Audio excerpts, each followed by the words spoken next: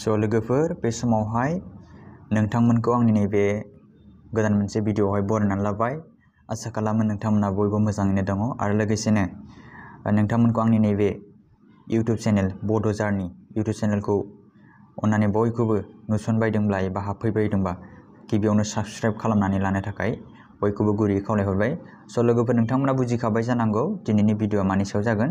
स' दिनैनि भिडिअआनो जाहैबाय आधार कार्डखौ अनलाइन माबोरै डाउनलड खालामनो हायो, माने आधार इलेक्ट्रनिक आधारखौहाय अनलाइननि गेजेरजोंहाय नोंथांमोना गावबा गावनि मबाइल फनावनो डाउनलड खालामनानै लागोन आरो जोबोद गोरलै मेथडै आं खिन्थागोन। स' गोबां मानसिफ्रानो आधार कार्डआ अरिजिनेल आधार कार्डआ गोमाजायो एबा माब्लाबा मोनस'ना।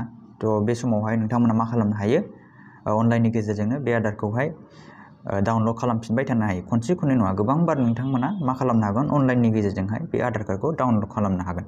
स' फुल प्रसेस गोरलै मेथडै आं खिन्थागोन नोंथांमोननो। स' नोंथांमोना भिडिअखौ स्किप खालामाजासे आबुङै नायलांबानो जाबाय। स' बेनि थाखाय गिबियाव नोंथांमोना गुगोलाव फैनांगोन। स' लोगोफोर आं दा गुगोलाव फैबाय नै। स' बे जाहैबाय गुगोल स्क्रिन। स' गुगोलावहाय नोंथांमोना मोनसे सार्च खालामनांगोन। गिबियावनो आं नैबे सार्चआवहाय टाइप खालामना होनोसै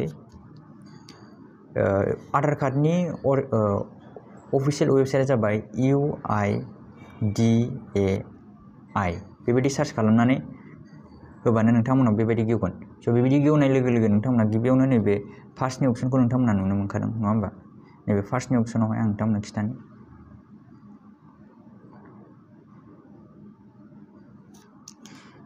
गिबियावनो नैबेयावहाय नोंथांमोना क्लिक खालामनांगोन। स' आं जेरावनोखि सिन होदों नङा होमबा, नैबेयावहाय बे सिनावहाय नोंथांमोना क्लिक खालामबानो जाबाय। आं दा खालामसै नै।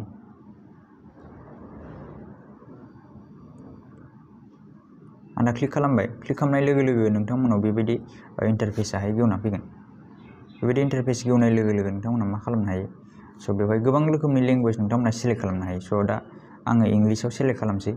आं इंलिसाव सेलेक्ट खालामसै नै। आं इंलिसाव सेलेक्ट खालामबाय।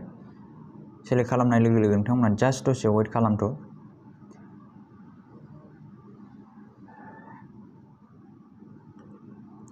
स' नोंथांमोना दसे सम वेट खालामखांनाय लोगो लोगो नोंथांमोना बेबायदि गेवना फैगोन। स' बेबायदि गेवनाय लोगो लोगो नोंथांमोना मा खालाम, एसे गोजौआव बोखोनानै नोंथांमोना बेवहाय फारि फारि नुगोन। नैबेयाव गेट आधार नुदोंना नोंथांमोना, गेट आधार। बे गेट आधाराव नुदोंना? बे गेट आधारावहाय नोंथांमोना नैबे डाउनलड आधाराव थुना हो। नैबे डाउनलड आधार नोंथांमोना नुखाबाय जानांगौ। आं डाउनलड आधाराव थुबाय। डाउनलड आधाराव थुनाय लोगो लोगो नोंथांमोना बेवहाय माखासे गोबां सिस्टेमै नोंथांमोना मा खालामनो हागोन, डाउनलड खालामनो हागोन आधारखौ। स' गिबियावनो आं नोंथांमोननो खिथानि।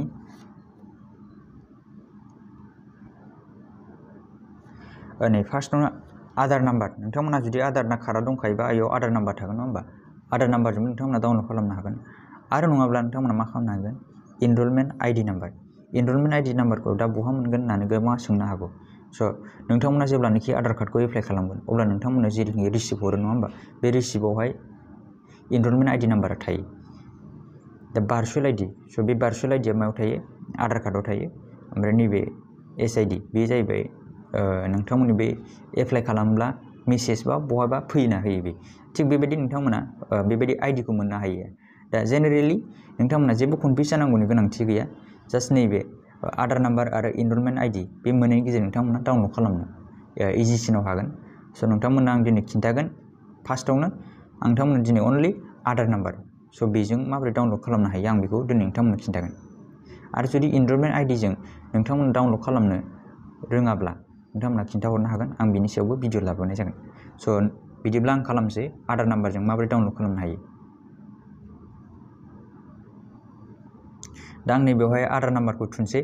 स' नोंथांमोना आधार नाम्बारखौ थुना होबानो जाबाय। आं दा थुनोसै नै।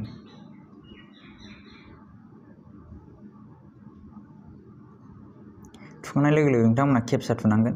केपचा थुनोसै आं दा नै। दा आं केपचा थुनोसै।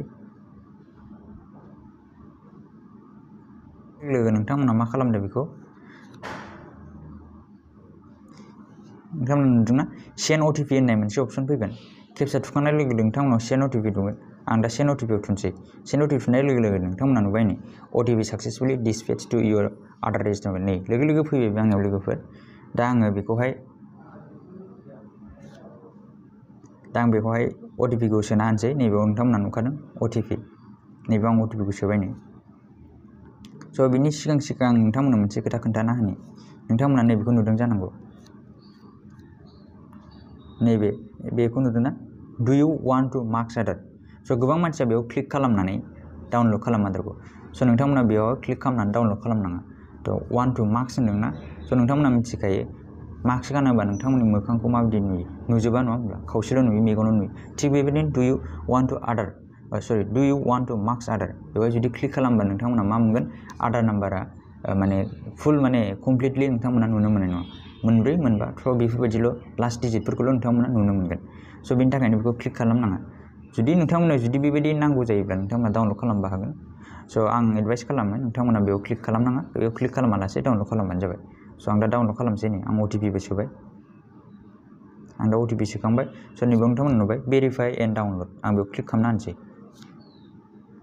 आरो भेरिफाइ एन्ड डाउनलड खालामनाय लोगो लोगो बेवहाय बे डाउनलड जाबाय नै। स' नोंथांमोना नुदोंना? नैबेयावहाय माखासे एग्जाम्पल होना दोनदों। स' नोंसिनि मा जागोन? जुदि नों दाहाय मोनसे PDF फाइल खेवगोन नङा होमबा? PDF फाइला ओरैबायदि जागोन जाहैदों। साप'ज नोंनि नामा आशिस नङा होमबा? आशिस कुमार एन्ड इयर बार्थ इज 1989। होमब्ला नोंनि पासपर्टआ माबोरै जागोन नो? आशिसनि थाखाय मा जागोन? आनिसनि थाखाय मा जागोन?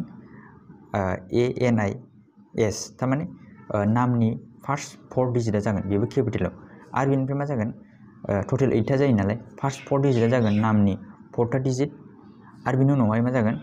डेट अफ बार्थनि डेट अफ इयारा जागोन। साप'ज नोंना 1989 बा आनिस 1989, थिग बेबायदि आरो। स' दा नोंथांमोना आं खिन्थालांसै। स' नोंथांमोना आं खिन्थानोसै दा नोंथांमोना दा फाइलाव फैदो। आं दा फाइलाव फैनोसै लोगोफोर। नै आं दा फैबाय नै। आं दा बेवहाय पासपर्ट थुनांगौ। दा बेयाव आं दा पासपर्टखौ थुसिगोन लोगोफोर। दा गावबा गावनि पासवर्डखौ थुनानै लाग्रोदो। फार्स्टआवनो गिबियावहाय माबोरै थुग्रोनांगोन? नाम नङा होमबा? दा आं नाम थुनसै गिबियावनो नाम थुनसै आं।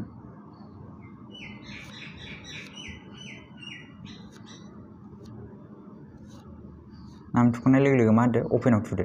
अपेनाव थुनाय लोगो लोगो नोंथांमोना नुबाय नै आंनि नैबे फैबाय नै। नोंथांमोना नायनो हासिगोन। जास्ट बेनो लोगोफोर नै। नोंथांमोना नैबे आधार कार्डखौ, आंनि आधार कार्डखौ नुबाय। स' बेनो। थिग बेबायदि नोंथांमोनाबो गावबा गावनि आधार कार्डखौ डाउनलड खालामनो हागोन लोगोफोर। स' नोंथांमोना नुखाबाय जानांगौ। बेनो जाहैबाय आंनि आधार कार्ड। स' लोगोफोर बेबायदि गोबां इजिलि माने डाउनलड खालामनो हायो आधार कार्डखौ। एकदम गोरलै मेथडजों। स' आसा खालामबाय नोंथांमोना नैबे भिडिअखौ जोबोद मोजां मोनबाय आरो गोरलैयैनो बुजिनो हादों होननानै आसा खालामो। नोंथांमोना आंनि नैबे चेनेलखौहाय साबस्क्राइब खालामगोन, लाइक खालामगोन, शेयार खालामगोन आरो लोगोसे लोगोफोरनोबो शेयार खालामनानै होगोन होननानै। स' लोगोफोर बेबायदिनो आधार कार्डखौ डाउनलड खालामजायो। जोबोद इजिलि मेथड। आरो जुदि माबाफोर कनफिउस दङब्ला आंनि बे कमेन्ट बक्सनि गेजेरजों नोंथांमोना कमेन्ट खालामनो हागोन। आरो लोगोसे माबे रोखोमनि भिडिअस नांगौ नोंथांमोना कमेन्ट बक्सनि गेजेरजों फोरमायनो हागोन। आं गासैनिबो लुबैनाय बायदि भिडिअखौ मोनफानि उनाव मोनफा बयनोबो लाबोनाय जागोन। स' थेंक इउ फर वाचिं।